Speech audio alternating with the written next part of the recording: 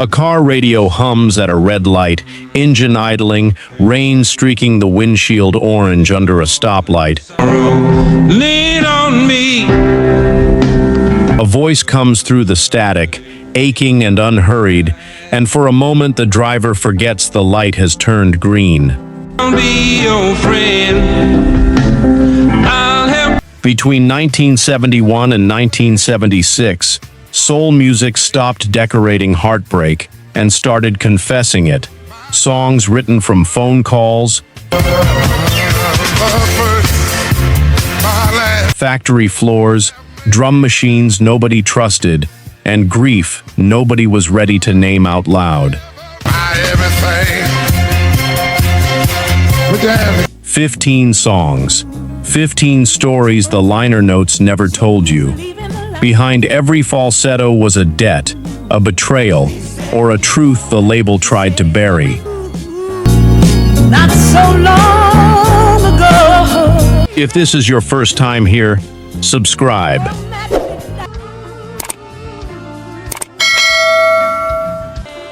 Because we don't stop at the hit, we go find out what it cost. By number 1, you'll understand why a Motown executive once called the greatest soul song ever written the worst song he'd ever heard. The countdown begins now. Number 15, Harold Melvin and the Blue Notes. If You Don't Know Me By Now, 1972. A rehearsal space, years before fame. A young drummer keeping time for a group whose lead singer wasn't him. Not yet. Before he became one of soul's most magnetic voices, Teddy Pendergrass was the drummer for Harold Melvin and the Blue Notes, pounding out the beat while other men stood at the microphone. Just get yourself together. Harold Melvin heard something else in that young drummer's voice and made the decision that would change Philadelphia soul forever. He moved Pendergrass out from behind the kit and put him front and center. Written by Gamble and Huff, If You Don't Know Me By Now became the vehicle for Pendergrass's aching, room-shaking baritone, a plea for understanding wrapped in the smoothest orchestration Philadelphia could produce. It hit number 1 on the R&B chart in 1972 and announced that the group's real weapon had been sitting behind the drums the entire time. Even after Pendergrass became the voice audiences were actually paying to hear, the group's marquee still read Harold Melvin. Royalties and performance payments, split in ways Pendergrass would later say, didn't reflect who was truly carrying the show. An imbalance that grew for years before it finally pushed him out the door for good. 2 spots up, a teenage guitarist who once toured behind a different set of brothers would return years later to set fire to their sound completely. When we can't see eye to eye. Oh. Number 14, the Isley Brothers, That Lady, 1973. A club stage, years earlier, a teenage guitarist backing up a group he isn't even related to yet, watching, learning, absorbing every scream and bend of a sound nobody else on that circuit could touch. Before Jimi Hendrix became a legend, he spent a brief stretch touring behind the Isley Brothers, and though he moved on long before superstardom, he left something behind. A permanent influence on a young Isley named Ernie, who studied that guitar work up close. By 1973, Ernie Isley was old enough to plug in himself, and the Isley brothers reworked their own decade-old song, Who's That Lady, into something entirely new. That Lady, built around a guitar solo so wild, it sounded like Hendrix himself had wandered back into the room. The reborn lineup, younger Isley brothers now full members, turned a forgotten 1964 single into one of the defining guitar soul records of the decade. A massive crossover hit that had R&B radio and rock radio fighting over the same song. That reinvention mattered beyond just the charts.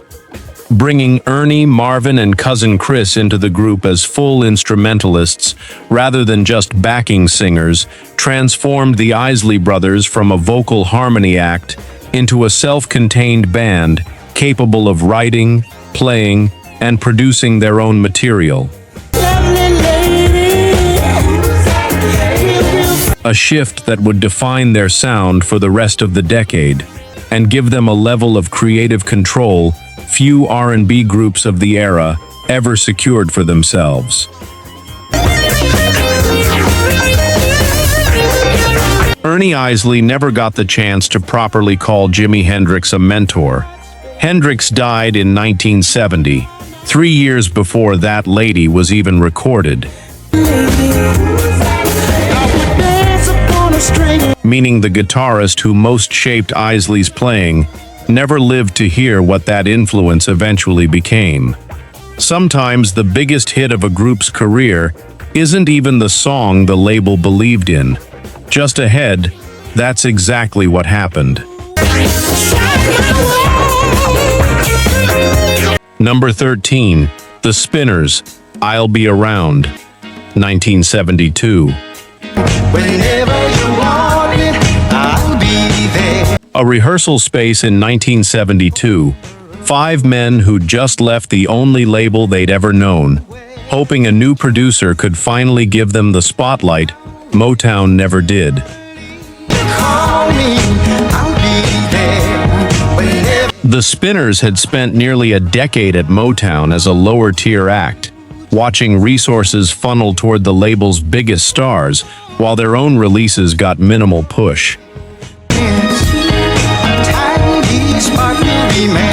When they signed to Atlantic, I'll Be Around wasn't even planned as the single. It was tucked away as a B-side, a quiet afterthought behind a song executives were far more confident about.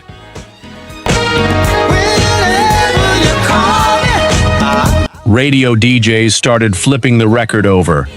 Lead vocalist Philippe Wynn's aching, conversational falsetto, devotion delivered like a promise from someone who'd already been overlooked once, started climbing the charts almost entirely on its own. The label had bet on the A-side. The audience picked the B-side instead and never looked back. The Spinners' explosive success at Atlantic, arriving almost immediately after they left Motown, became one of the most quietly damning verdicts on the Motown machine of that era. Proof that talent alone was never enough inside a system that decided in advance who got to be a star and who got left in the wings.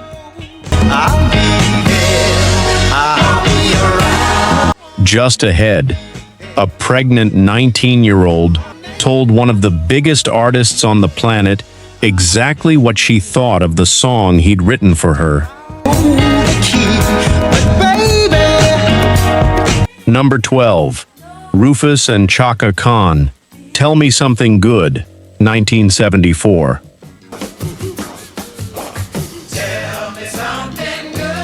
A recording studio, 1974.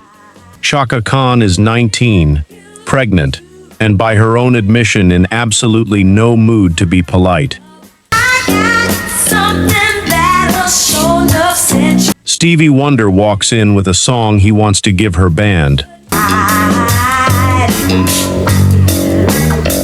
She told him flatly she didn't like it.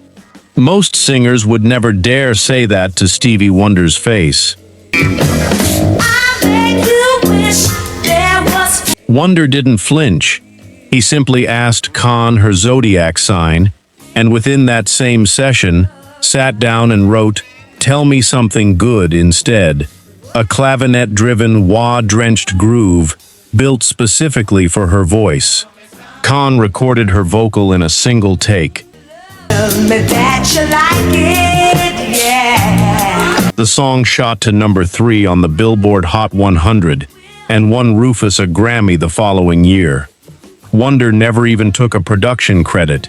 He just wanted to hear Chaka Khan sing something that actually fit her. Tell me that you like it. Khan's honesty in that room, refusing to fake enthusiasm for a song from music's biggest star, was a rare privilege most 19-year-old singers, especially pregnant ones navigating an industry with almost no accommodation for young mothers, would never have been allowed to exercise without real career consequences. Khan got to say no. Most women in her position at the time never got the chance. One spot up, a mother wasn't even trying to write a hit. She was trying to get her baby to sleep.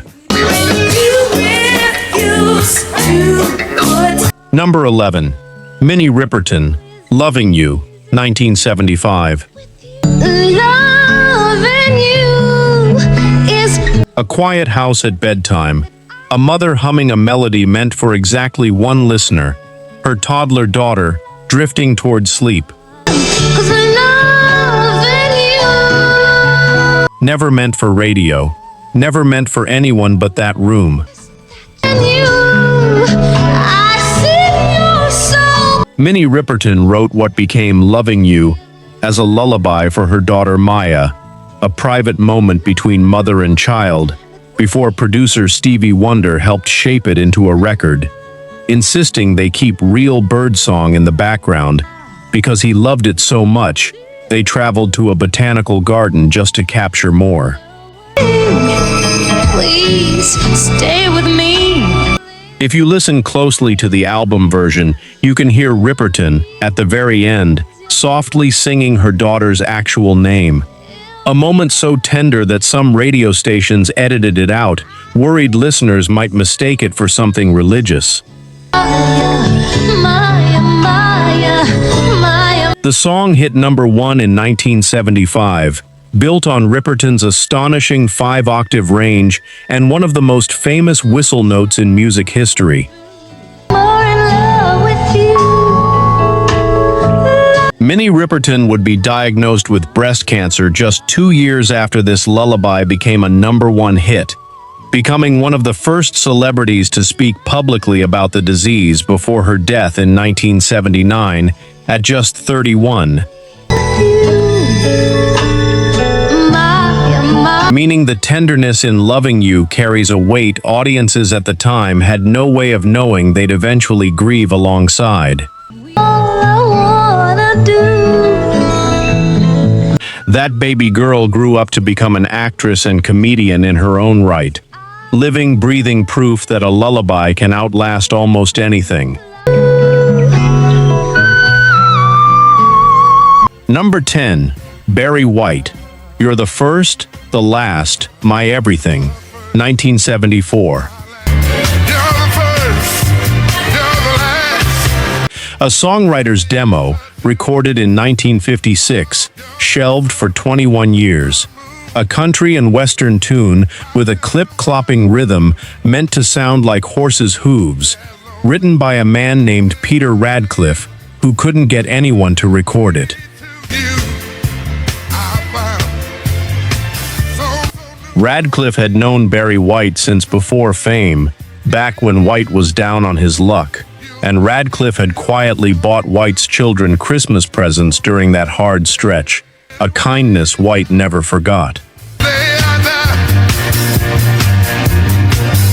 So when Radcliffe finally brought him that old, unwanted country demo, White didn't laugh the way everyone else in the room did. he heard something underneath it. He kept the chord changes and part of the melody, then rewrote nearly all the lyrics himself, live in front of the microphone, dressing it in his own bottomless baritone and lush, string-heavy sound. It became one of White's biggest hits, number 2 in America, number 1 in the UK, That's what you are. I know. and one of the most requested wedding songs in soul history. When Radcliffe finally heard the finished version, he cried. But I've lost it all. 21 years is how long a song can sit completely unwanted in this industry. Proof that the difference between a forgotten demo and an eternal standard was never really about the melody at all. It was about who was finally allowed to sing it and who the industry was willing to listen to. Just ahead, 2 songwriters stopped writing love songs entirely and pointed an entire genre at the state of the world instead. You're all I'm living. Number 9. The OJ's, Love Train, 1972. A Songwriter's Room in Philadelphia, 1972. Kenny Gamble and Leon Huff, tired of writing only about romance, with the Vietnam War still raging and a country desperate for something to hold on to besides grief. They handed the OJ's a song built around a single image, a train carrying every nation on earth toward peace.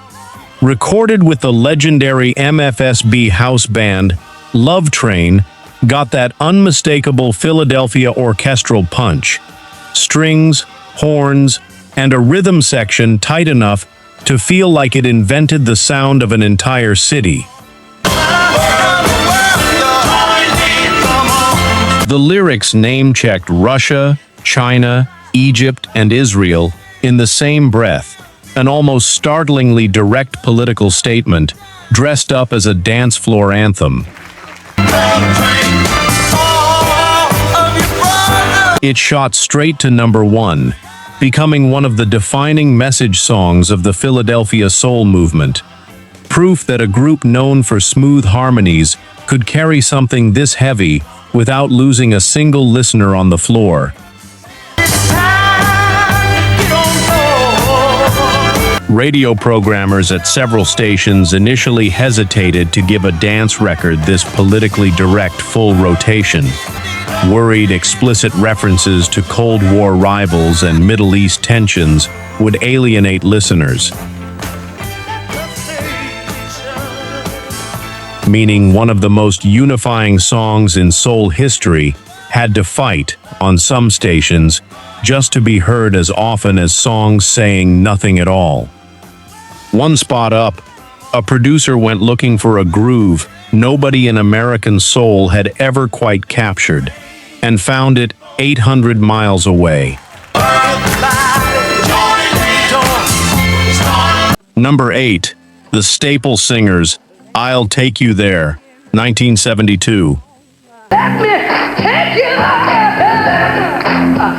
An Alabama studio, a producer playing his musicians a reggae record from Jamaica, asking a room of Muscle Shoals session players to chase that same hypnotic, rolling bass line nobody in Memphis or Philadelphia had tried yet.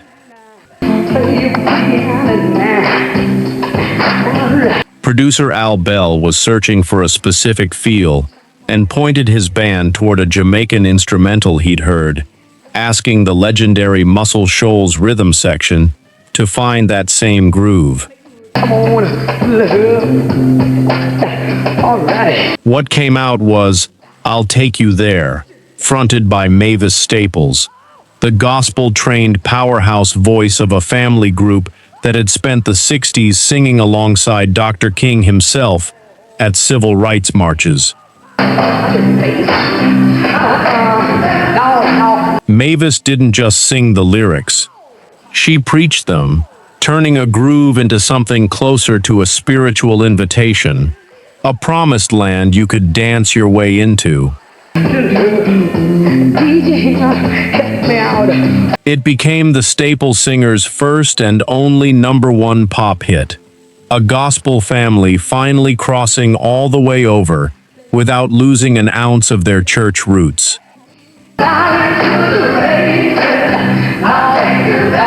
The reggae influence itself was almost unheard of on American soul radio in 1972, a genre most U.S. listeners barely knew existed yet, folded seamlessly into a southern gospel funk record without anyone involved treating it as a novelty. It's part of why the groove still feels utterly unlike anything else from the era, even 50 years later.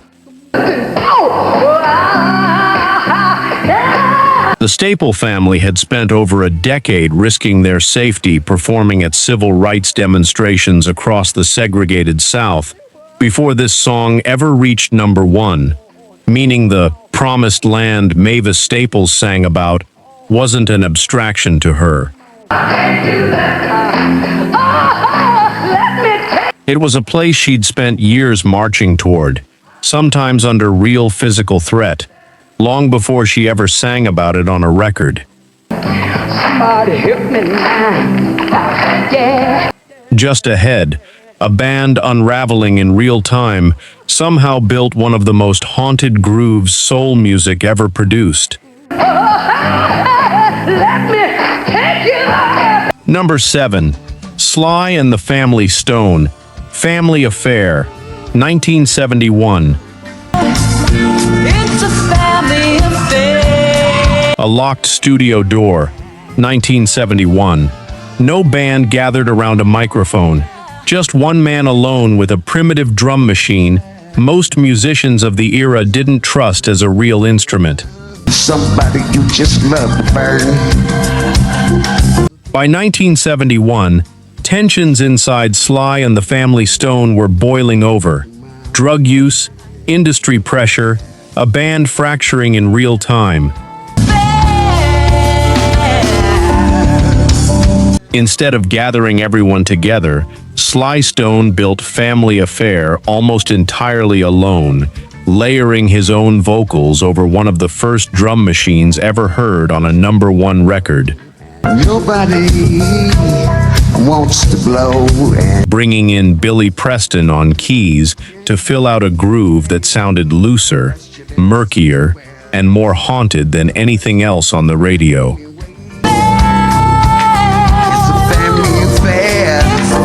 The lyrics refused to romanticize family at all, complicated, loving, and exhausting all at once. It became Sly and the Family Stone's only #1 pop hit, Ain't nobody wanna be left out. and one of the most sampled grooves in music history, a sound that would go on to shape hip-hop production 2 decades before hip-hop fully existed. The isolation that produced Family Affair wasn't a creative choice so much as a symptom. Sly Stone's escalating drug use during this period was already fracturing his relationships with the very bandmates the song claims to be about. A slow unraveling that would define the rest of his career and keep him largely out of the public eye for decades afterward.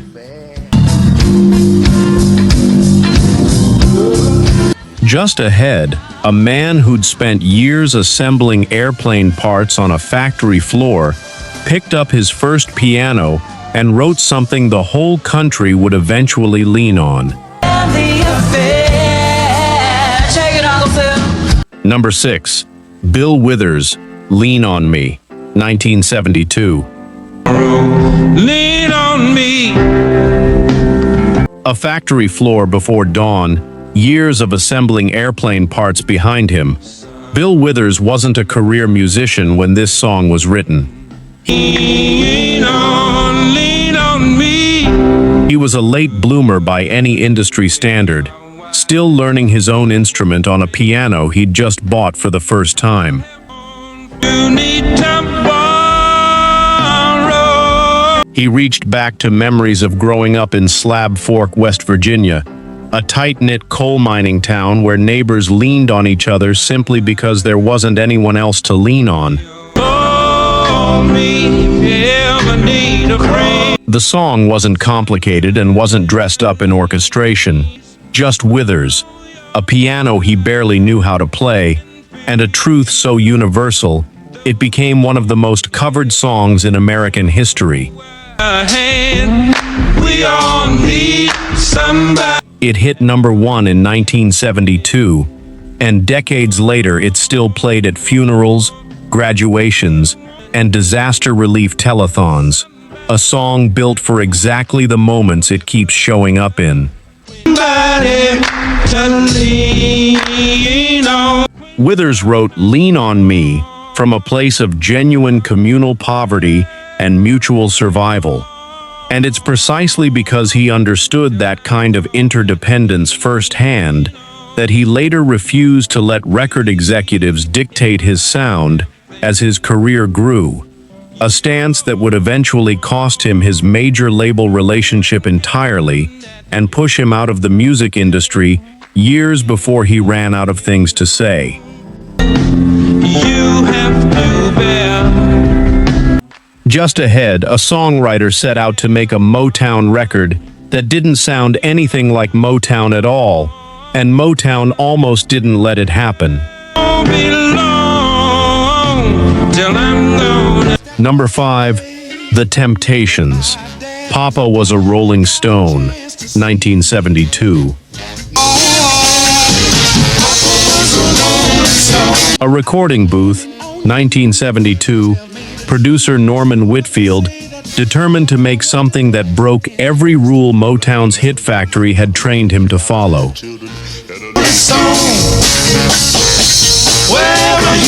Whitfield and songwriting partner Barrett Strong had written Papa Was a Rolling Stone as a sprawling psychedelic soul epic about a father who was never really there, remembered only in fragments by the children he left behind. Hey mama, I heard Papa call himself a jack of all trades. The song was actually recorded first by a different Motown group months earlier that same year. But when the Temptations cut their own version, Whitfield stretched it into a nearly 12-minute album epic, layers of wah guitar, strings, and hi-hat building, for minutes before a single lyric was even sung. The Temptations version became the definitive one, winning 3 Grammy Awards and permanently changing what a soul record was allowed to sound like. To pay his bill. Hey mama. It wasn't a love song, and it wasn't a dance song. It was a family's grief stretched across 12 psychedelic minutes. Whitfield's decision to let the instrumental build for minutes before any lyric arrived was itself a small rebellion against Motown's singles-driven formula. A label built on efficient, radio-ready 3-minute songs, suddenly releasing something that asked listeners to sit with tension and atmosphere before it gave them a single word of story. The song's unflinching portrait of paternal abandonment landed with unusual weight inside a Motown roster, where several of its own biggest stars, from Marvin Gaye to the Temptations' own members, carried complicated or absent relationships with their own fathers, meaning the fiction on record was, for more than a few of the men singing it, closer to autobiography than the label ever publicly acknowledged. Just ahead, a gift meant for someone else became one of the defining sounds of an entire decade.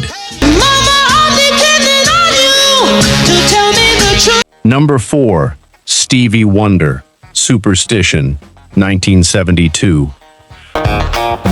Very superstitious. A Los Angeles studio past midnight, Stevie Wonder, writing a song he fully intended to give away.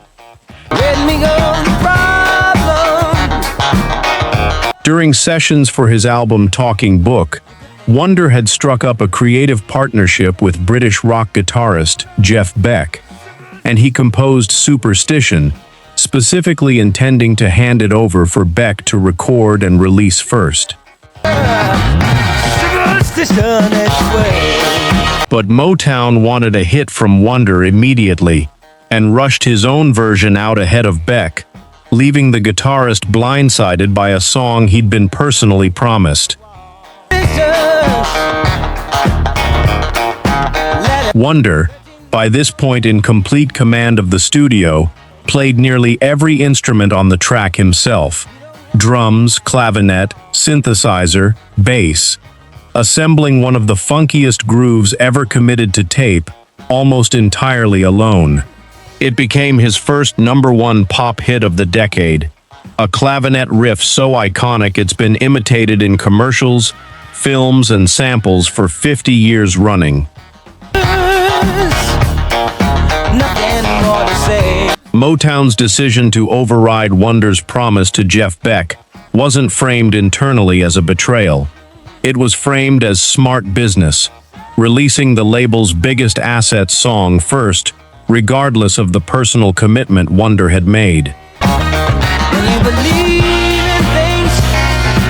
It's a small moment, but it says everything about how little the era's biggest labels actually respected the private agreements their own artists made with each other. Just ahead, one late-night phone call between two future Hollywood names became the origin of one of soul music's greatest storytelling records. Number 3. Gladys Knight and the Pips, Midnight Train to Georgia, 1973. A phone ringing in 1970. Songwriter Jim Weatherly calling his friend, actor Lee Majors, but Majors' girlfriend, a rising actress named Farrah Fawcett, picks up instead.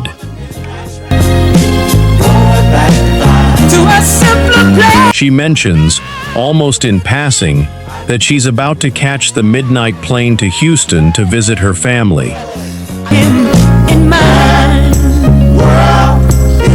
Something about that phrase stuck. Weatherly hung up, picked up his guitar, and wrote the entire song in under 45 minutes, using Majors and Fawcett as loose, real-life characters. A woman chasing a dream in LA who doesn't make it, and the man who follows her home anyway. The dreams don't always come true. A producer later convinced Weatherly to swap the plane for a train and Houston for Georgia. Oh, yes, he did. He said he would. Gladys Knight and the Pips took that reworked song all the way to #1 in 1973, with Knight later admitting she was living through her own version of that exact heartbreak while recording it, which is likely why it sounds so devastatingly personal.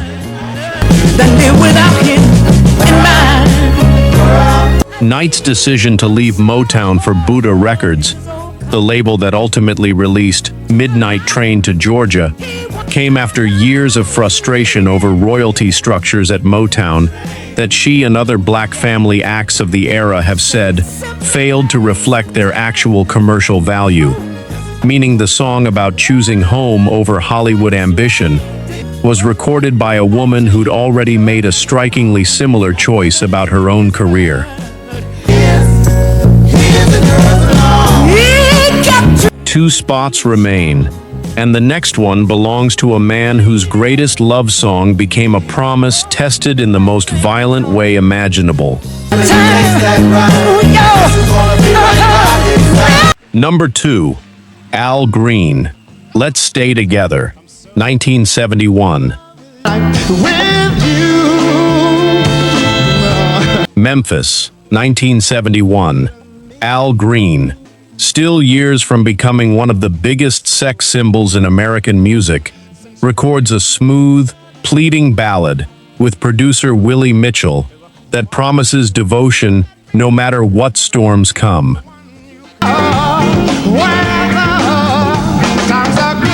Let's Stay Together hit number 1 and became the defining sound of early 70s soul seduction.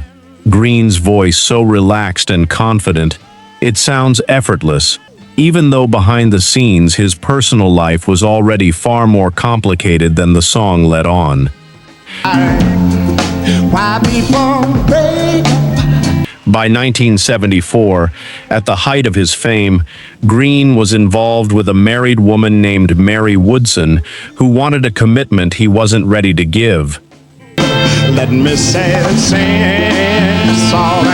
That October, Woodson confronted Green at his Memphis home, poured a pot of scalding grits across his bare back as he stepped from the bath, then took her own life with his gun in the next room. Green survived with severe burns and months of skin grafts. Neither he nor anyone listening in 1971 could have known just how literally that title's promise would be tested 3 years later.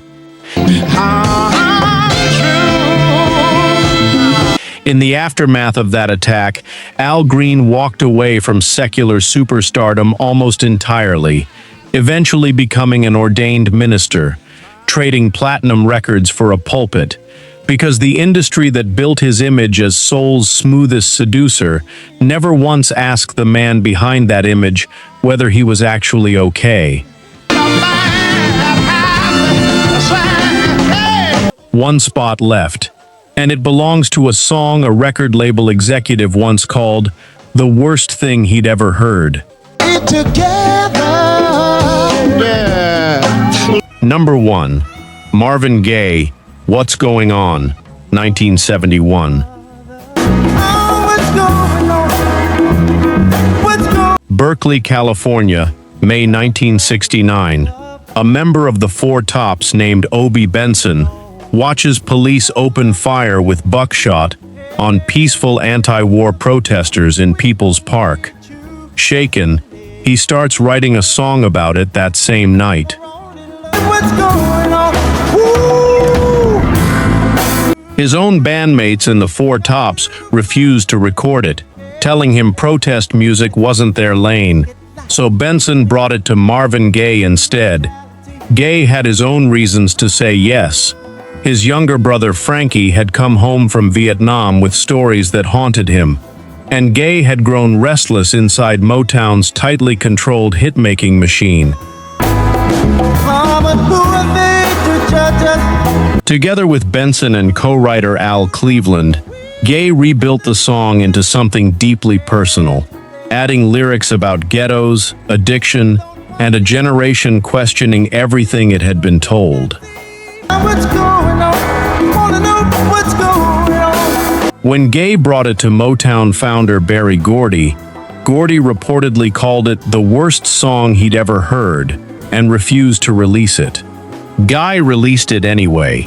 It topped the R&B chart for 5 straight weeks, became one of Motown's top-selling singles, and is now regularly ranked among the greatest songs ever recorded, quoted decades later by Nelson Mandela himself, standing in front of a Detroit crowd that recognized every word.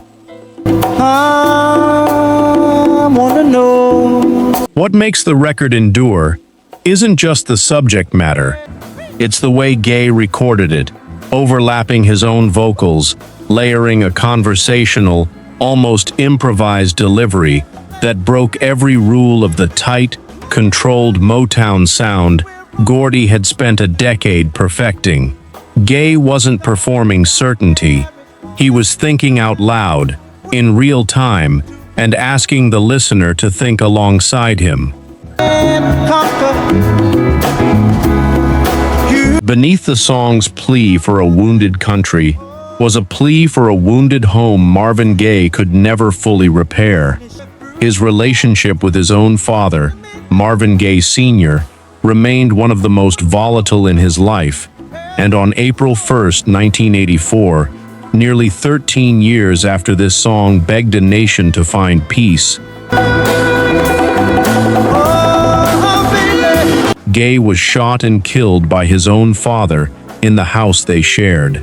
The man who wrote soul music's greatest question about how to talk to each other instead of destroying each other never found the answer in his own living room. There's too many of you crying.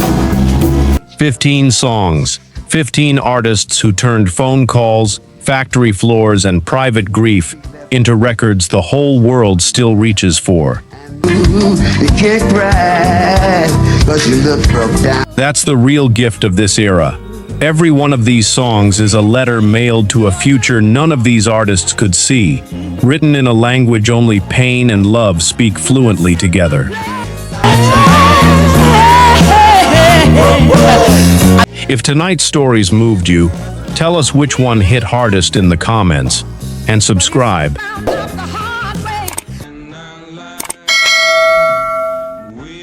Because we are not done uncovering these voices. Lean on me. There's more the industry buried, and we're going back for it. The music never lies, even when the industry does.